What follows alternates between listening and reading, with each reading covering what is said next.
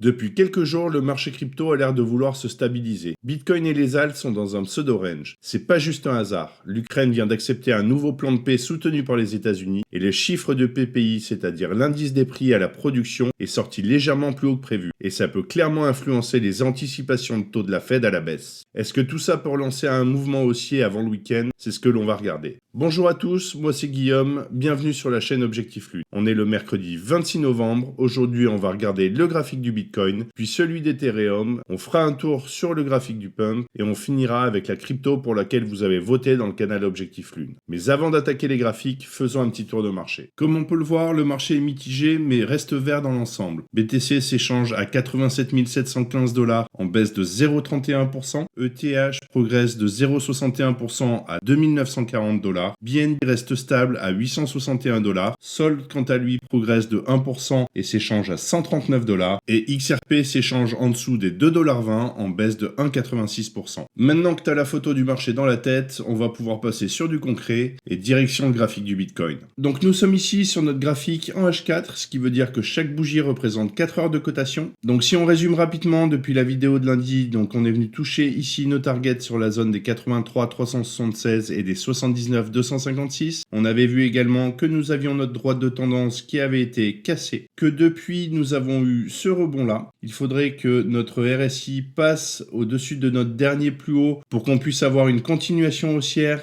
et que ça puisse nous amener sur ces targets là. Donc on aurait des targets potentiels à venir qui seraient sur la zone des 94 810 et des 100 142 avec une zone de best price ici sur les 98 106 et les 97 157, zone du coup qui serait en corrélation avec le retracement de l'ensemble du mouvement baissier initié depuis le 11 novembre, donc sur la zone ici des 97 224 et des 94 050. Si par contre notre RSI ici venait à casser notre pivot haussier, dans ce cas-là on viendrait corriger l'ensemble du mouvement baissier initié depuis le 6 octobre sur la zone ici des 108 780 et des 103 399. Comme d'habitude, on attendra d'avoir des confirmations pour valider cette vue. Si tu aimes ce type de contenu et que ce n'est pas encore fait, pense à liker, à t'abonner à la chaîne et à activer la cloche pour ne rien manquer de mes prochaines vidéos. Je te laisse tous les liens utiles juste en dessous dans la description. Et maintenant, passons directement sur le graphique de TH. On est un peu dans la même configuration que sur BTC. On peut voir que notre droite de tendance a été cassée, ce qui nous a valu ce rebond-là.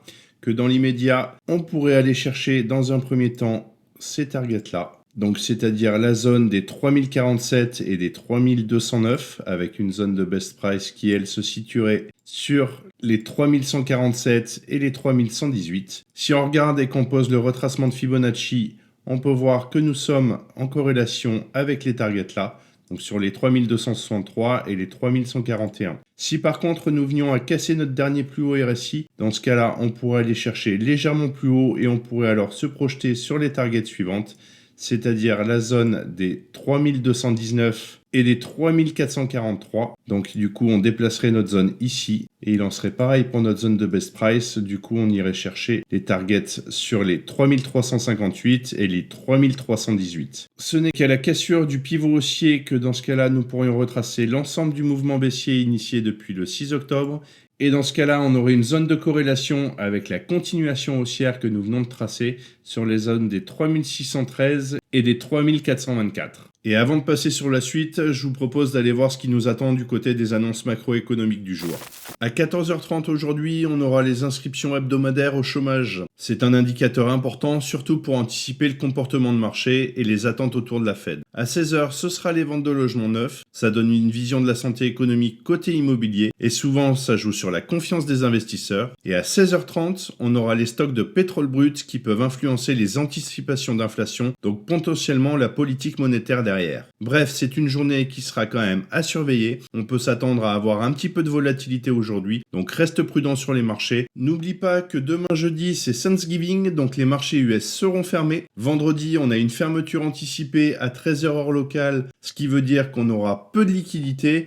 Et souvent sur cette période, on a des mouvements de marché qui sont complètement erratiques. Donc il faudra rester prudent, pense à mettre des stop suiveurs et à mettre TSL. Donc si on résume, journée sensible aujourd'hui avec des annonces qui peuvent faire bouger le marché, puis 2 jours avec très peu de liquidité. Donc on peut s'attendre à des mouvements assez irréguliers avec des pièges et il faudra éviter de s'enflammer. Maintenant que l'on sait où on va du côté macro, on peut retourner sur les graphiques et on va tout de suite checker celui de Pump. Donc nous sommes sur notre graphique en D1, ce que nous pouvons voir c'est que nous avions une zone de corrélation entre nos targets D1 et nos targets H4, avec une zone de corrélation qui se faisait ici sur notre target H4, qui était comprise entre les 0,0027 et les 0,0014, avec une zone de best price sur les 0,0022 et les 0,0019, qu'on est venu chercher juste ici en dessous de la première intention. Si on regarde du côté du RSI, on peut voir que celui-ci est en train de challenger notre droite de tendance, que s'il venait à casser à ce niveau-là, on pourrait dans ce cas-là retracer l'ensemble du mouvement baissier initié depuis le 29 octobre, donc sur les zones des 0,043 et des 0,039. Si par contre notre RSI ici venait à casser notre pivot haussier, dans ce cas-là on corrigerait l'ensemble du mouvement baissier initié depuis le 16 septembre et potentiellement on irait chercher nos targets sur les 0,06 et les 0,05. Pour le moment, on n'y est pas encore, il va falloir attendre la cassure de la droite de tendance et du pivot haussier pour qu'on puisse valider la reprise haussière. Et ce que je vous propose maintenant, c'est de passer directement sur le H4. Donc sur le H4, on peut voir ici qu'on est venu casser notre pivot haussier, ce qui veut dire que concrètement, nous sommes dans une continuation haussière. Dans un premier temps, nous pourrions aller chercher les targets sur la zone des 0,30 et des 0,32 avec une zone de best price sur les 0,31, 0,6 et les 0,31, 43. Et vu que nous avons cassé ici notre pivot haussier, dans la logique, nous devrions aller chercher la zone de retracement de l'ensemble du mouvement baissier ici initié depuis le 11 novembre sur la zone des 0,039 et des 0,036. Ce que je te partage ici reste mon analyse du marché à un instant T, ce n'est pas un conseil en investissement et comme toujours, je t'invite à faire tes propres recherches et à adapter ta stratégie à ton profil de risque. Et maintenant, je vous propose de finir cette vidéo avec le token pour lequel vous avez voté dans le canal Objectif Lune, le Aster. On avait des targets qui s'étendaient ici sur les 1,3866 et les 1,6301 avec une zone de best price sur les 1,4938 et les 1,5371. On est venu toucher ici juste la première attention. Je m'attendais à ce qu'on vienne chercher un petit peu plus haut. Force est de constater que le cours en a décidé autrement. Si on regarde du côté du RSI, on peut voir ici que nous avons notre pivot baissier qui a été cassé, ce qui induit une continuation baissière. Donc dans ce cas-là, on pourrait aller chercher les targets sur les 0,8664 et les 0,6571 avec une zone de best price comprise entre les 0,7743 et les 0,7370. Rien de plus à dire pour le moment sur le D1, donc ce que je vous propose, c'est de passer tout de suite sur le H4. Nous voilà donc sur le H4, ce qu'on peut voir ici, c'est que nous avons une divergence sur le prix et sur le RSI, ce qui valide bien le fait qu'on a fini notre tendance haussière et que nous sommes bien dans une tendance baissière. Si on regarde du côté du RSI, on peut voir que pour le moment, notre pivot baissier commence à être sous pression. S'il vient casser, ça validerait effectivement le retour sur la zone qu'on a définie juste auparavant, donc les 0,86 et les 0,65. On attendra quand même d'avoir cette validation de cassure. Si par contre on a ici une cassure du dernier plus haut RSI, dans ce cas-là, ça invaliderait cette vue. Voilà, je pense qu'on a fait le tour pour aujourd'hui. À cet instant, une reprise haussière est possible sur du court terme. On attendra certaines validations en D1 pour éventuellement se projeter sur une reprise pleinement haussière. N'oublie pas que demain, c'est Thanksgiving aux États-Unis et que les marchés fermeront plus tôt vendredi, ce qui peut entraîner un peu plus de volatilité que d'habitude, donc reste prudent. De mon côté, je te souhaite une bonne fin de semaine. On se retrouve vendredi pour décortiquer le graphique de Solana. D'ici là, prends soin de toi et tes cryptos. Ciao!